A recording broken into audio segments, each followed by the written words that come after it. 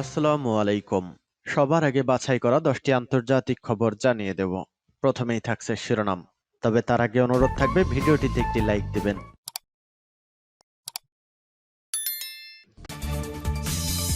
জানিয়ে দেব আমাদের হাতে থাকা সর্বশেষ গুরুত্বপূর্ণ আপডেট আন্তর্জাতিক সংবাদ। এই প্রথম লেপার্ড ট্যাঙ্ক ধ্বংস করল রুশ সেনা। এরপর জানিয়ে দেব ফিলিস্তিন সমস্যার সমাধান ছাড়া ইসরায়েলের নিরাপত্তা অসম্ভব বলছে রাশিয়া। এবং জানিয়ে দিব পুতিনকে ভালোবেসে বন্দি মুক্তি কৃতজ্ঞ রাশিয়া। আরো জানিয়ে দেব সৌদি আরবের সঙ্গে সামরিক সম্পর্ক বাড়াতে প্রস্তুত ইরান বলছে জেনারেল বাকেরি। এদিকে যত ফিলিস্তিনির মুক্তি প্রায় ততজনই গ্রেপ্তার।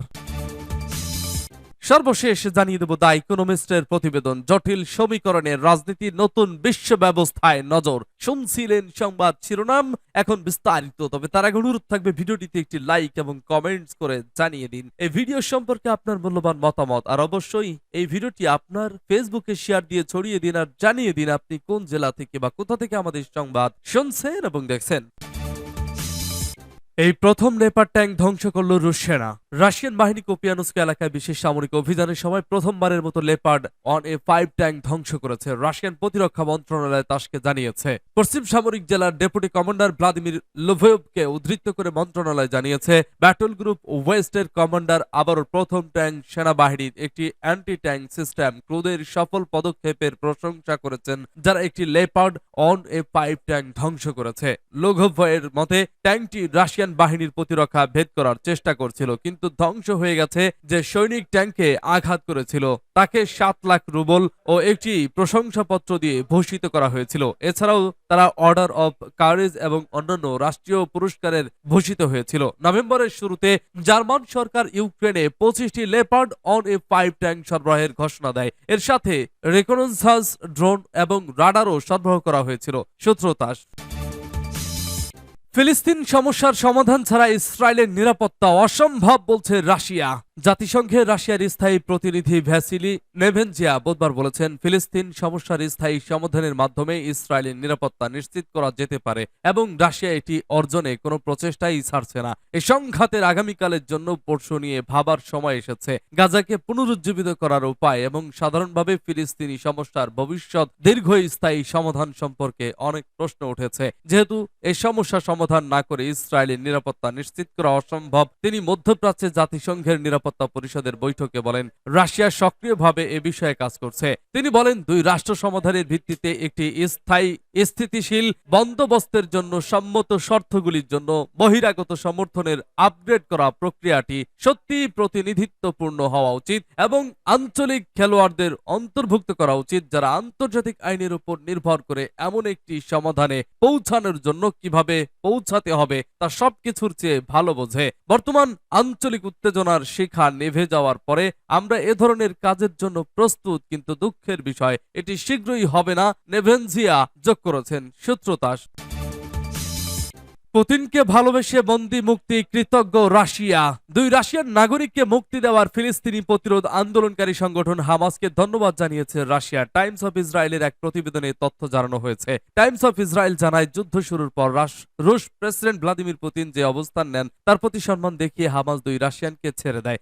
রাশিয়া পররাষ্ট্র মন্ত্রণালয় জানায়, আমরা হামাস নেতাদের প্রতি কৃতজ্ঞ, কারণ তারা আমাদের আহ্বান শুনেছেন। আমরা বাকি রুশ নাগরিকদের মুক্তির ব্যাপারে চেষ্টা চালিয়ে যাচ্ছি। বিভিন্ন পশ্চিমা দেশ হামাসকে সন্ত্রাসী সংগঠন মনে করলেও রাশিয়া এমনটা করে না। 7 অক্টোবর ইসরায়েল হামাস যুদ্ধ শুরু হওয়ার পরে সর্বপ্রথম যে দেশগুলো স্বাধীন ফিলিস্তিনিদের পক্ষে অবস্থান নেয় তাদের ভেতর রাশিয়া অন্যতম ছিল। এর আগে হামাস জানিয়েছে, রাশিয়ার প্রেসিডেন্ট ভ্লাদিমির পুতিনের প্রতি সহমর্মিতার অংশ হিসেবে এই দুই জিম্মিকে মুক্তি দেওয়া হয়েছে। ইসরায়েলের প্রধানমন্ত্রী বেনিয়ামিন নেতানিয়াহুর কার্যালয় থেকে এক বিবৃতিতে জানানো হয়েছে, মঙ্গলবার 10 ইসরায়েলি এবং 2 থাই নাগরিককে মুক্তি দেয় ফিলিস্তিনি সশস্ত্র সংগঠন হামাস। চলমান পরিস্থিতিতে গাজায় অবস্থানরত ফিলিস্তিনিরা আশা করছেন ইসরায়েল হামাস যুদ্ধবিরতি আরো বাড়বে, কারণ ইসরায়েলি বোমা হামলায় যে ক্ষয়ক্ষতি হয়েছে তা পূরণ করার জন্য প্রচুর পরিমাণে ত্রাণ প্রয়োজন। ইসরায়েলি কর্তৃপক্ষ এখনো 60 জন ফিলিস্তিনি নারীকে কারাগারে আটকে রেখেছে। মঙ্গলবার একটি স্থানীয় বেসরকারি সংস্থা জানিয়েছে, তাদের অধিকাংশকেই 7 অক্টোবরের পর আটক করা হয়েছে।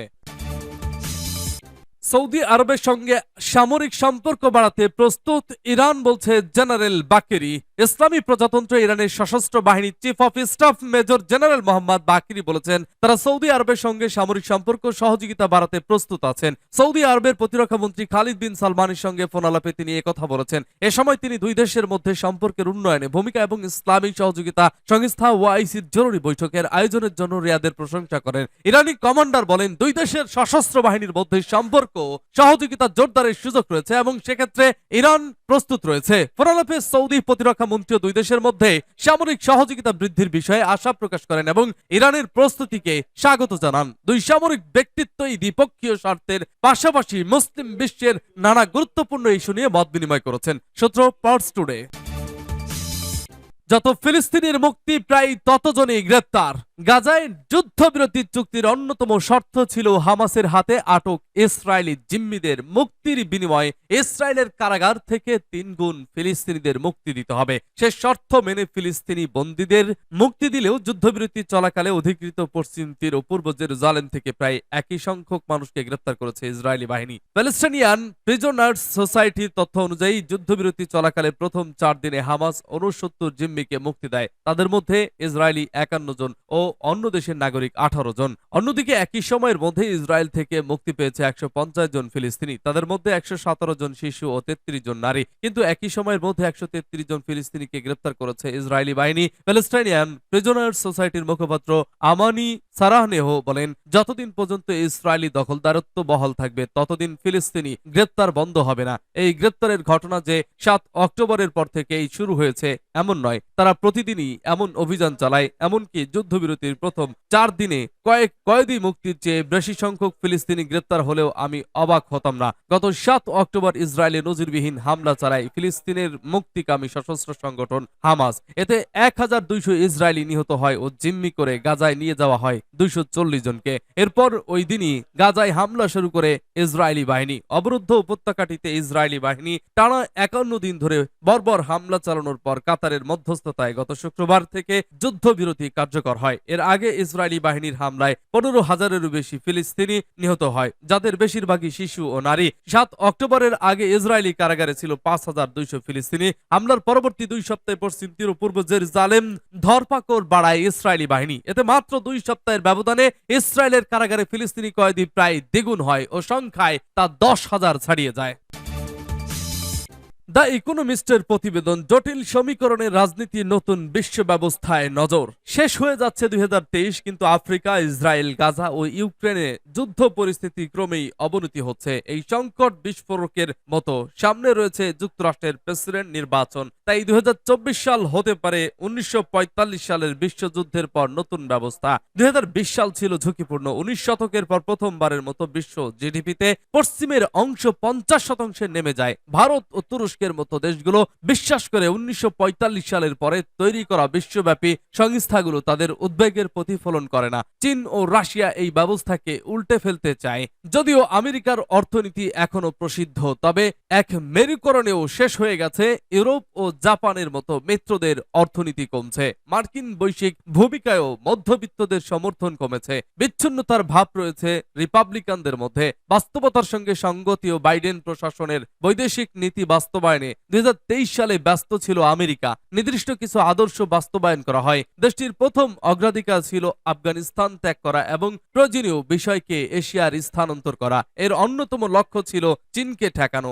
এশিয়া প্যাসিফিক ও ইউরোপে মিত্ররা পুনরুজ্জীবিত হয়, প্রসারিত হয় ন্যাটো। যদিও ইউক্রেন এখনো ভাসমান অবস্থায় রয়েছে। জ্বালানি ও প্রযুক্তি খাতে প্রতিদ্বন্দ্বীদের উপর আরোপ করা হয় নিষেধাজ্ঞা। ভূরাজনীতি সহনীয়, তবে রয়েছে অস্থিরতা। 1990-এর দশকে অনেক দেশ স্বাধীনতা, বাজার অর্থনীতি ও নিয়ম ভিত্তিক বিশ্বায়নের একটি শক্তিশালী চক্রের আকাঙ্ক্ষা করেছিল। এখন পপুলিজম, হস্তক্ষেপবাদী অর্থনীতি ও লেনদেনের বিশ্বায়নে একটি অপ্রত্যাশিত চক্র রয়েছে। ফলে 2024 সালের জন্য 3টি হুমকি আসন্ন। প্রথমত, দায়ী মুক্তির প্রবণতা বেড়েছে। গত 36 মাসে আফ্রিকার অন্তত 6টি দেশে সামরিক অভ্যুত্থান হয়েছে। কোন ধরনের চাপ ছাড়াই আর্মেনিয়ার সঙ্গে যুদ্ধে জড়িত হয়েছে আজারবাইজান। মধ্যপ্রাচ্যের অনেক দেশই ইরানের আশীর্বাদ পুষ্টদের দৌরাত্ম্য বেড়েছে। এই ধারা 2024 সালে আরো প্রসারিত হতে পারে। দ্বিতীয় বিষয়টি হলো চীন, ইরান ও রাশিয়ার সমন্বিত উত্থান, যদিও পশ্চিমাদের মতো তাদের সাধারণ লক্ষ্য নেই। বিশ্ব অর্থনীতিতে অন্য দুই দেশের চেয়ে চীনের অংশগ্রহণ অনেক বেশি।